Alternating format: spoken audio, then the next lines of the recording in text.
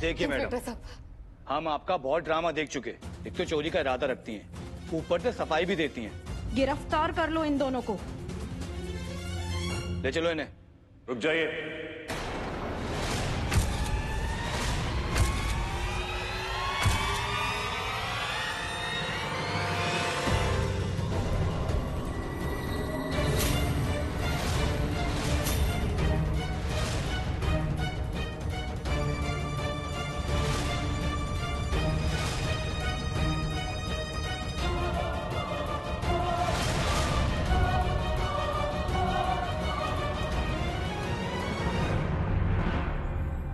आपको इन्हें कहीं भी ले जाने की जरूरत नहीं है इंस्पेक्टर साहब। दरअसल मेरी बहू को एक गलतफहमी हो गई थी, है ना बहू?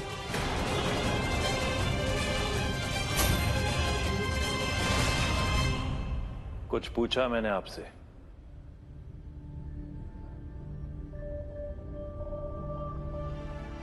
गलतफहमी ही थी ना ये?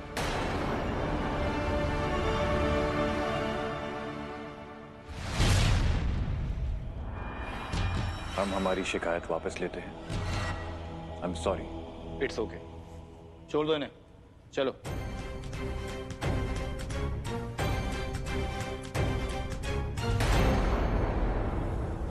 देखिए, मैं जानता हूं कि एक इंसान के लिए उसकी इज्जत से बड़ी कोई चीज नहीं होती, और माफी एक बहुत ही छोटा शब्द है आपकी इज्जत के सामने।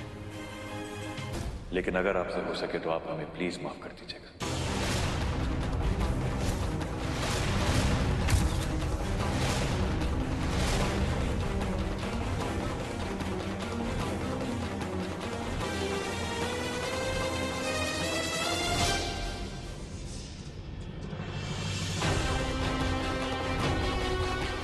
मुझे बहुत अफसोस है कि मेरे परिवार की वजह से आप लोगों को आज ये दिन देखना पड़ा।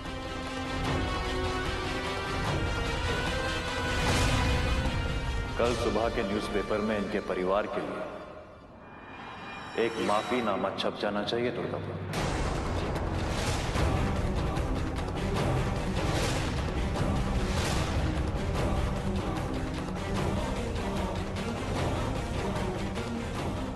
ये एजे को हो क्या गया है? जिंदगी में पहली बार बिना गुस्से के देख रही हूँ। खाली हाथ माफी भी मांगे तो झूठी ही लगती है ना। इसीलिए मैं आपके परिवार के लिए कुछ छोटे मोटे तोहफे लाया। इसीलिए अगर आप उन्हें स्वीकार कर लेंगे तो मुझे बेहद खुशी मिलेगी।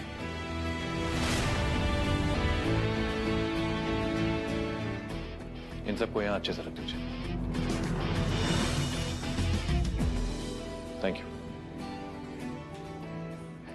अब बस एक बात बाकी है। आपको भी तो माफी मांगनी है ना दुर्गापुर?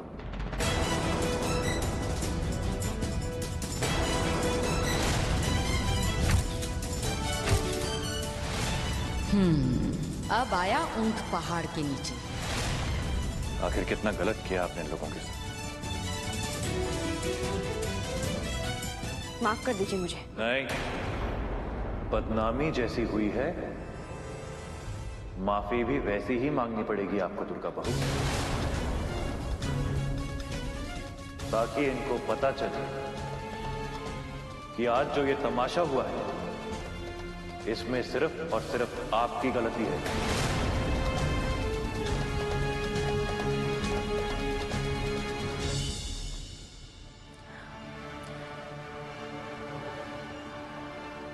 आज जो भी हुआ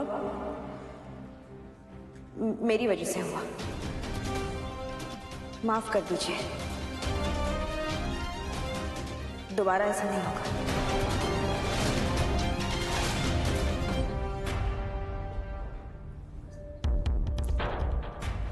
दोबारा ऐसा ना हो यही अच्छा है मैडम, वरना हथकड़ी हमारे हाथों में नहीं तुम्हारे हाथों में होगी। वैसे ऐसा ही होता है जब घमंडी और झूठे लोग सच्चाई से टकराते हैं तो वो लोग मुंह के बल गिरते हैं। जैसे कि आप।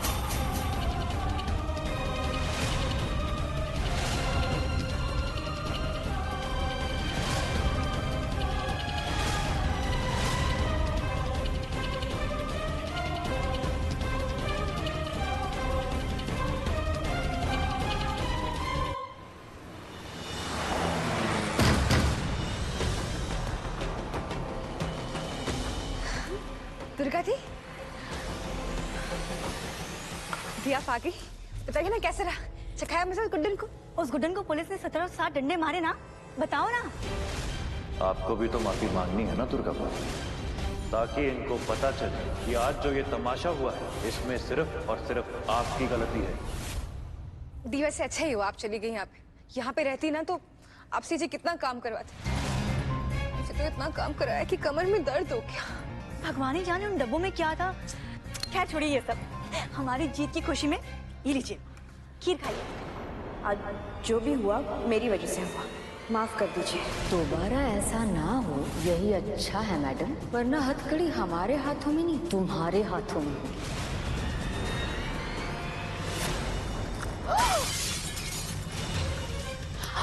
जीत की खुशी नहीं, हार का मातम मनाओ तुम दोनों।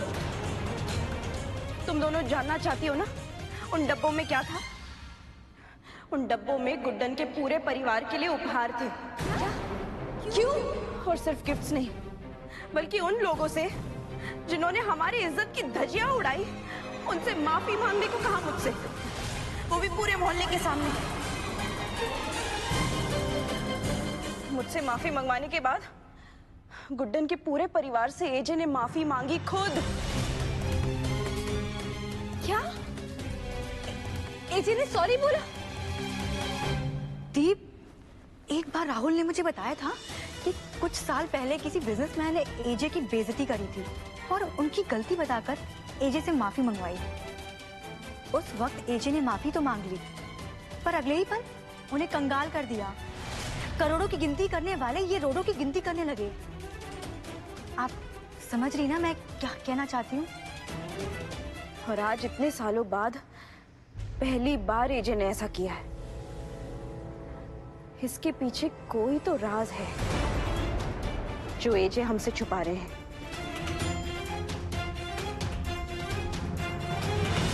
क्या छुपा रहा है लला? क्या चल रहा है इसके दिमाग में? गुड्डन और उसके परिवार से लला का क्या लगाव हो गया है? चुटकी चुटकी सुन ना। तुझे लग रहा होगा ना कि मैं तेरी सबसे बड़ी दुश्मन हूँ, पर मैंने जो भी कुछ किया ना चुटकी, सब तेरे सब गलत किया दी आपने।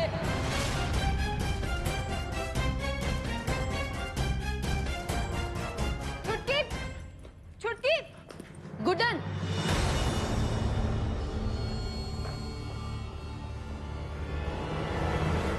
कहाँ गई थी?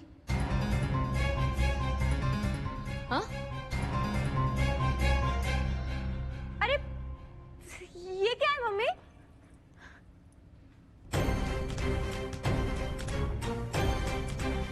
ये वो है जो शायद यहाँ ना होता अगर मैंने तेरे किए को संभाला ना होता। आखिर तू चाहती क्या है गुड्डन? क्यों हम सबका जीना मुश्किल कर रखा है तूने? अब क्या हुआ मम्मी? वो अक्षत जिंदल, एजे, उसकी बड़ी बहू दुर्गा आई थी यहाँ खरी खोटी सुनाकर हम सबको जेल भिजवाने। वो तो अच्छा हुआ जो मैंने और उस एजे ने बात संभाल ली। जेल? और उस एजे ने क्या बात संभाल ली? अब मुझे साफ साफ बताओ हुआ क्या है? ये हुआ है, ये जो पेपर में आपने मेरे बारे में उल्टा सीधा लिखने की हरकत की है ना, बहुत भारी पड़ेगी आपको। तेरी करतूतों की वजह से जो बदनामी हुई ना हमारी, उसकी सजा देने के लिए हमें जेल भिजवा रही थी वो दुर्गा। चिल्ला चिल्ला के पूरा मोहल्ला इकट्ठा कर दिया उस बदतमीज औरत ने। वो तो भला उस एजे का जो उसने हमसे माफी भी मांग ली और ये तोहफे भी देकर गया। शादी करना चाहता हूं मैं तुमसे। इसकी इतनी हिम्मत! मम्मी अब ना बहुत भोले हो, कोई जरूरत नहीं है उस एजे की बातों में आने की। आपको पता नहीं है वो ये सब क्यों करके गया है और क्या जताना चाहता है इस सबसे। नहीं नहीं, हमने तो दुनिया देखी कहाँ है, तू ही अकेली विद्वान है, तुझे पता होगा तो बता दे क्यों दिए।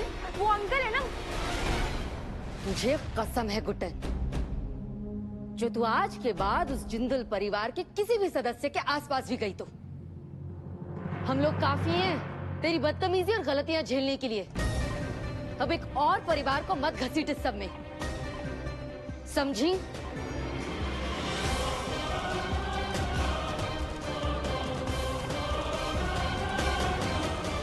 छुटकी का टेंशन खत्म नहीं हो रहा कि वो अंकल अलग जूस निकाल रहा है मेरे दिमाग का। गिफ्ट देके गया।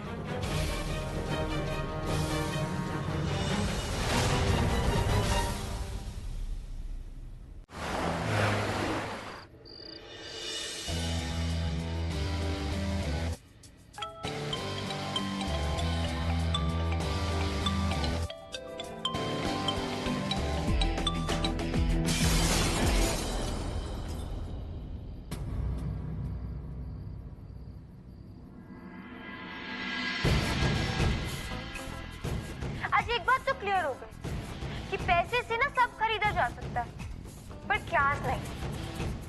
बिल्कुल अपनी तरह घटिया गिफ्ट भेजा है ना आपने। ये जो अमीरी का नमूना आप मेरे घर में आके दिखा कर गए हो ना, इसे अपने घर तक ही रखिए। आपको क्या लगा था कि यहाँ आप आके ये सब नाटक करोगे और मैं आपकी इस घटिया से ऑफर के लिए हाँ कर दूंगी? दिमाग तो छोटा है ही आपका, इसलिए आपके लिए छोटा ही शब्द चुना है मैंने, ना।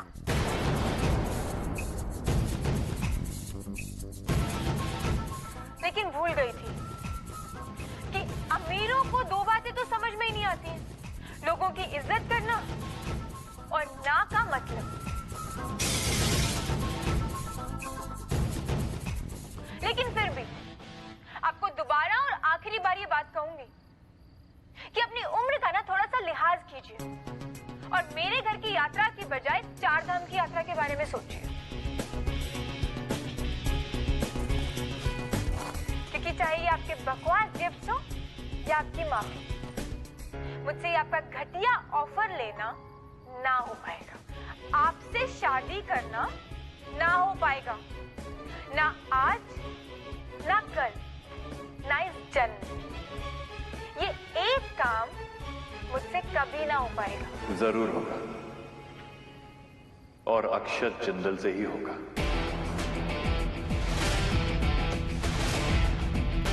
समझ में आ गया हो तो ठीक है, वरना वहां आकर भी समझा सकती हूँ मैं। मेरे घर में दोबारा आने की कोशिश मत कीजिएगा। आपसे हंस के 4 बातें क्या कर ली? आपको लगा आपकी इस घटिया ऑफर के लिए भी हंसकर हाँ कर दूंगी? मैं कोई बाजार में रखी चीज नहीं हूँ जिसे आप पैसे फेंकेंगे और खरीद लेंगे। ध्यान रखना इस बात को। अभी थोड़ी देर पहले तुमने कहा था कि हम अमीरों को 2 बातों का मतलब समझ में नहीं आता। पहला, इज्जत करना। दूसरा, ना शब्द का मतलब। वेल, सच है, ना शब्द का मतलब मुझे समझ में नहीं आता। आज तक कभी मुझे किसी ने ना किया जो नहीं। पर आज से पहले कभी मैं भी तो नहीं मिली ना आपको। आप मिल गए हैं तो पहली बार किसी ने ना भी बोल दिया। बहुत सी चीजें पहली बार हुई। आपकी हर कोशिश पे आपको ना सुनने को मिलेगा, सिर्फ ना।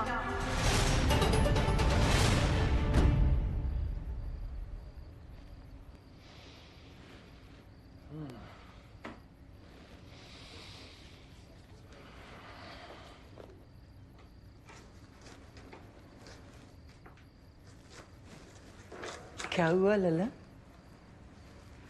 पहली बार देख रही हूँ, तुझसे कोई चीज खराब हुई है? बहुत कुछ लाइफ में पहली बार होगा। आपकी हर कोशिश पर ना ही सुनने को मिलेगा। क्या सोच रहा है? कुछ नहीं मां,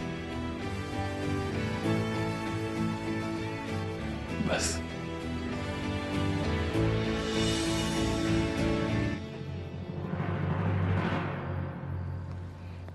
हे बंसी वाले, मुझे अपने पास बुलाने से पहले मेरे लल्ला का घर बसा दे। कोई तो होगी जो मेरे लल्ला को खुश रख सके। आज तक किसी ने ना नहीं कहा। नंबर का घटिया इंसान हाथों के पीछे पड़ गया है मेरे। और दूसरा नमूना वो पर्व, अपनी बीवी होते हुए छुटकी को घुमा रहा है। इसका कुछ ना कुछ तो जरूर करना पड़ेगा। ऐसा लग रहा है कि गलतियों के सारे पहाड़ इकट्ठे आके टकराई जा रहे हैं, टकराई जा रहे हैं, टकराई जा रहे हैं। क्या बड़बड़ा रही है? और कब से भूखी है? हफ्ते भर का एक साथ ही खाएगी क्या? क्या बताऊं कि एक बेटी के पीछे शादीशुदा बंदा पड़ा हुआ है और दूसरी के पीछे एक अंकल। किस्मत ही खराब है मेरी तो। अब ये आपको बताकर और परेशान नहीं कर सकती मम्मी। क्या सोच रही है? बोलना। मम्मी जो भी है, पर तू एक बात जान ले गुटन, आज रेवती को बहुत बड़ा ऑर्डर मिलने वाला है। वो लोग अभी थोड़ी देर में आने वाले हैं। मैं और तेरे पापा पुष्पा आंटी के यहाँ जा रहे हैं। जैसे ही वो लोग आए हमें फोन कर देना। और हाँ, एक एहसान करना प्लीज, अपने कमरे में ही रहना, वरना फिर कोई नई मुसीबत खड़ी कर देगी। और रेवती के हाथ से ये ऑर्डर भी चला जाएगा, समझी?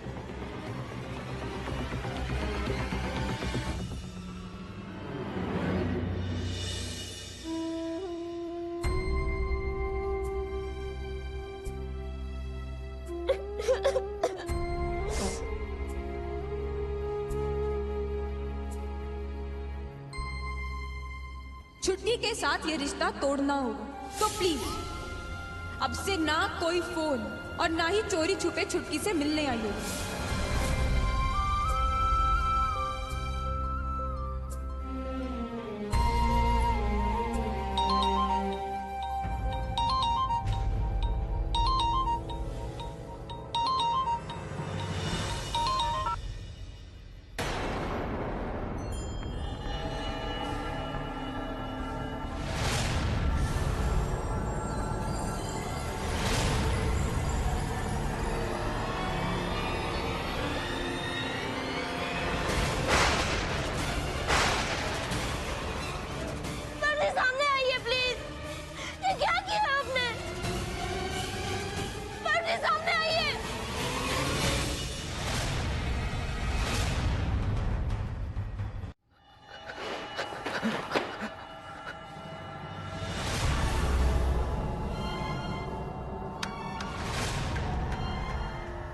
सच्चे प्यार का सबूत नहीं दिया जाता रंती जी, पर देखिए ना, मुझे देना पड़ रहा है।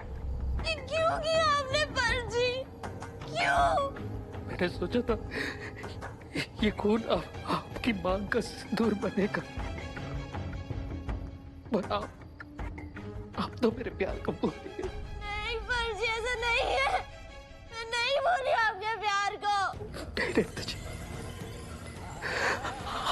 आप मेरी जिंदगी में नहीं तो मैं जीकर क्या करूंगा? मेरे जीने का कोई मतलब नहीं। खत्म कर दूंगा मैं अपना। नहीं फर्जी, अगर आपने कुछ किया ना अपने आप को, तो मैं भी अपने आप को कुछ कर लूंगी। बस आप इतना याद रखना कि पर्व आपसे बहुत प्यार करता था।